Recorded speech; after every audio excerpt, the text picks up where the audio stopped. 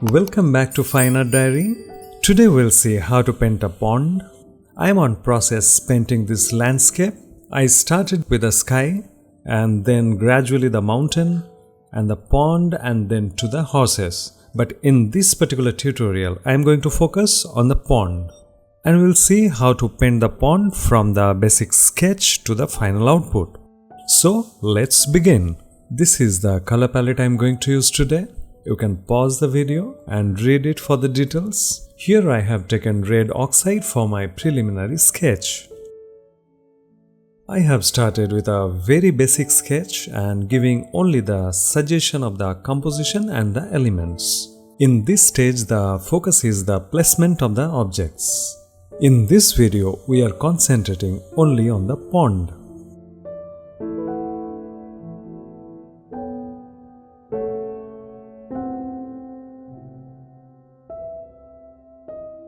Here I am drawing some stones and creating kind of the boundary of this water body.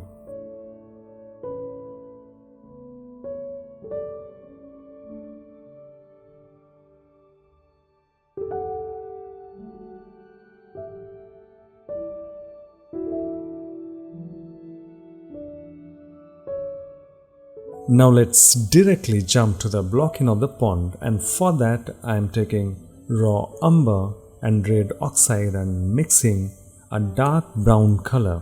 First of all, let's do the blocking of the bigger shapes. On my palette, the second row of colors are the same colors but added titanium white to it.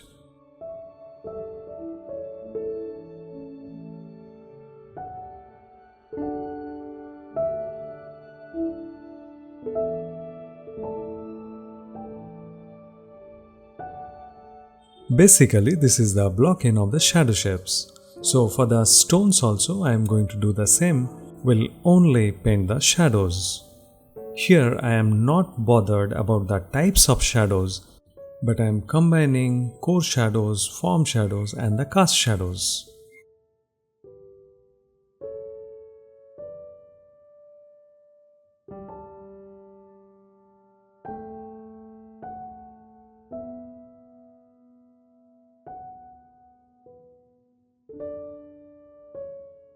For now, the value of each shadow shape is almost the same.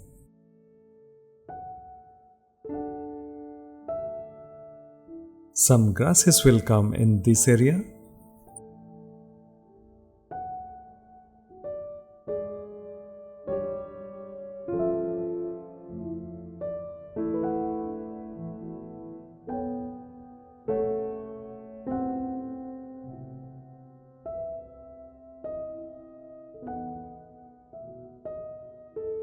Now I am taking a mid-tone for the stones, and for this I have mixed yellow ochre, crimson and titanium white with a touch of viridian. The value is not as dark as the shadow shapes but not too bright like the light shapes. So it's a mid-tone. I am finding all the mid-tone areas and trying to cover it with the same mixture.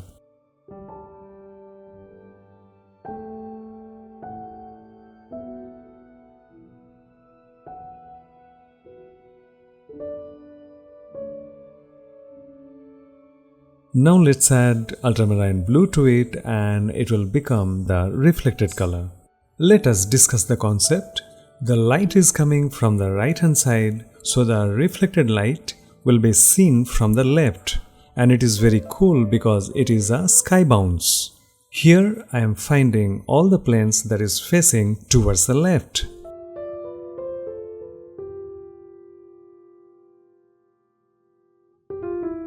Now going back to yellow ochre, red oxide and raw umber.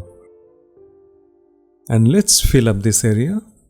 This brown color is representing the soil.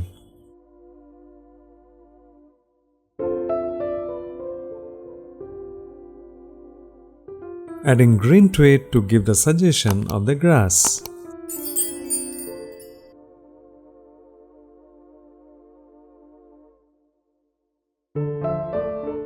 With the same midtone value, I am also covering this area. It is a mixture of crimson, yellow ochre and a touch of green.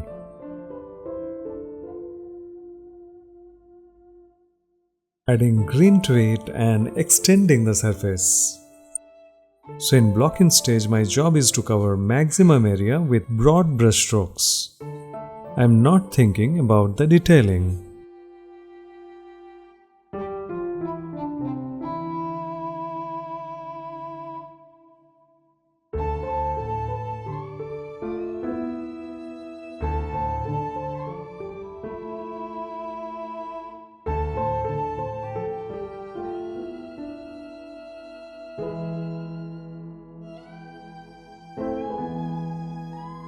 Now started painting the water surface. Most of the areas it is getting the mountain and sky reflection, so almost it will be in blue color.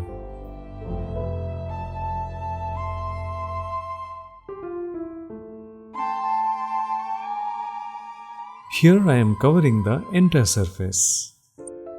Only one thing to notice, that sometimes I am using ultramarine blue, sometimes cerulean blue along with titanium white, so that we can get a little variation. Here is the reflection of some distant trees.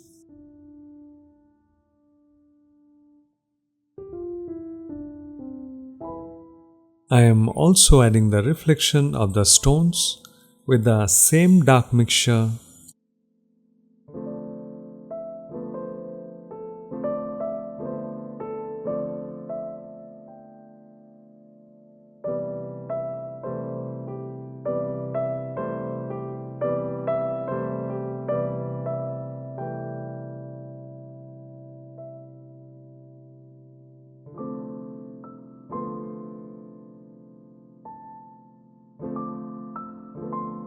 I am not going to paint the horses in this video, but will make a dedicated video for that. Here my focus will be only the pond. Now it's time to add some highlights to the grasses, and for that I am taking my yellows, red oxide and a touch of green to desaturate it. The mixture is very warm because I am showing the presence of the direct sunlight in the scene, and that is very warm, so added lot of yellows to the mixture.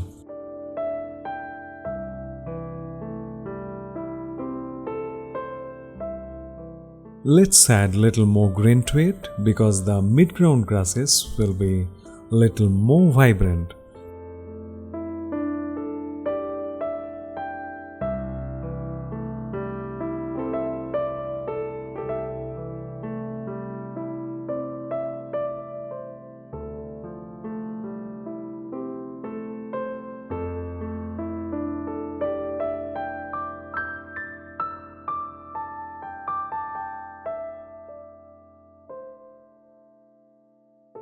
Here I am taking cadmium yellow for the lightest light of the grasses. You can see on the canvas it is appearing green.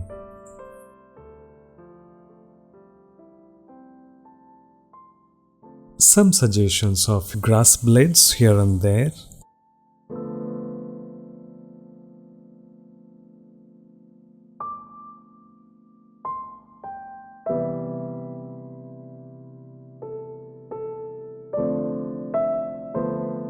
Now it's time to go back to the stones, and this time I am taking unbleached titanium.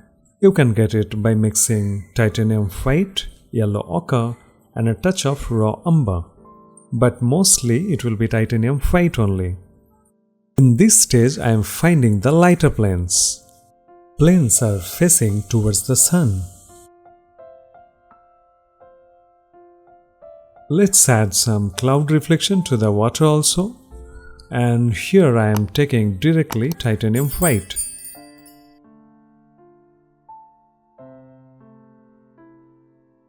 Coming back to the stones, and let's mix the darkest dark. And for that I am mixing red oxide and olive green. And you can see I am getting a beautiful dark mixture. Mostly we are going to get the darkest dark in the core shadow and the cast shadow areas.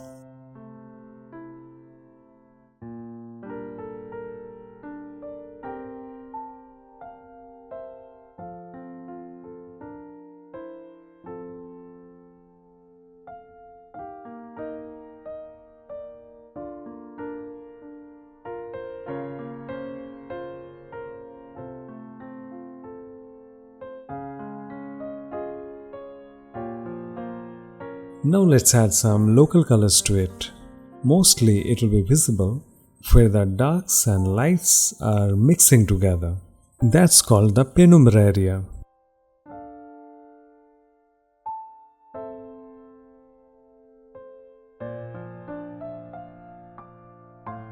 Now taking the same dark mixture and let's add some cracks to the stones.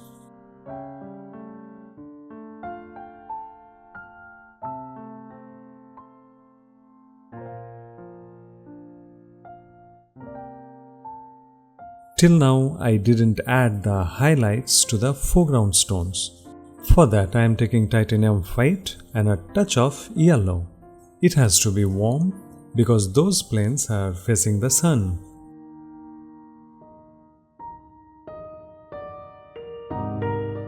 So the plane facing the sun should be warm and the opposite side planes facing the sky should be cooler because of the sky bounce. And that will create a harmony.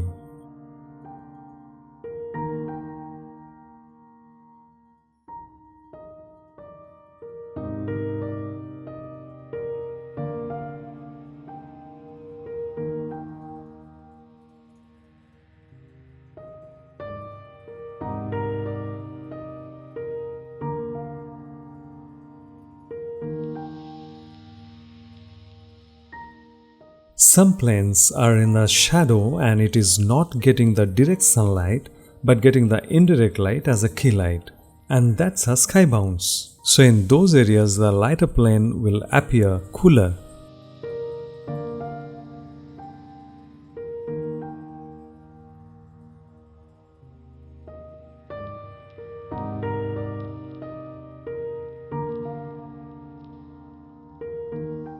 Now once again we'll go back to the water and we'll add some highlights to it.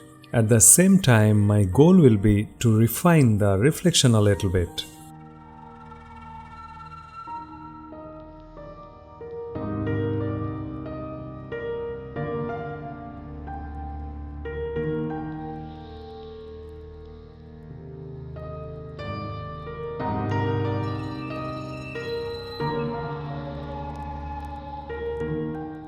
I am changing the hue a little bit here and there according to the background color.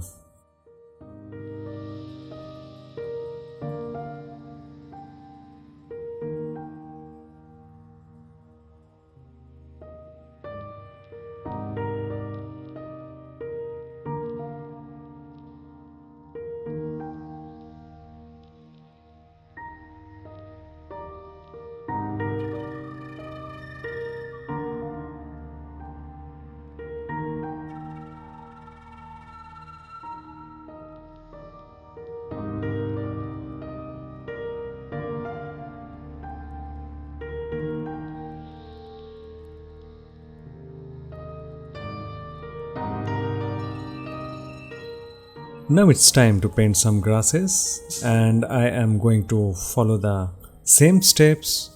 First the darks I am painting, then the mid-tone and then the highlight. You can see grasses can be very randomly and spontaneously painted. I am not painting the individual blades. Here I am mixing the mid-tone and obviously that will have a mid value, not too dark, not too light.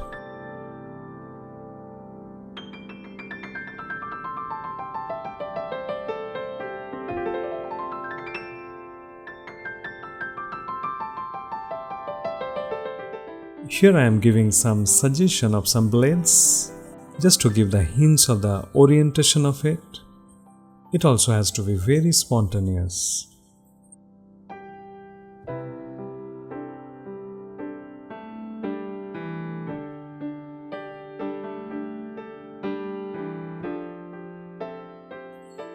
Now we'll add some highlights to it, and for this I am mixing a brighter color this time.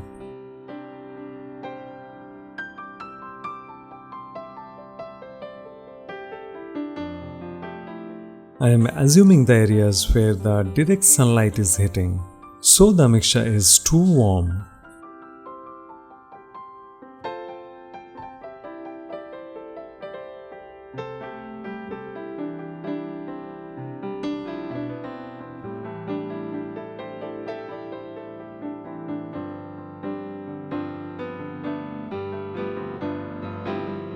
Now let's add some lightest light to the water. For this I am using titanium white, ultramarine blue and a touch of raw umber.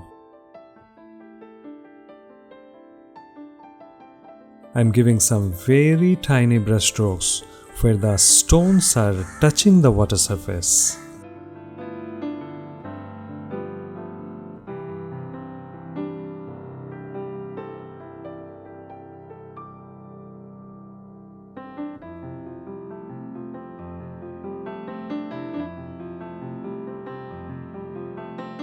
So the pond is done. In our next video, I am going to paint the foreground horses.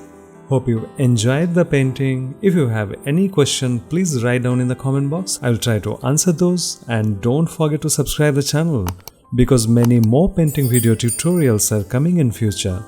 Thank you so much for watching. Happy painting!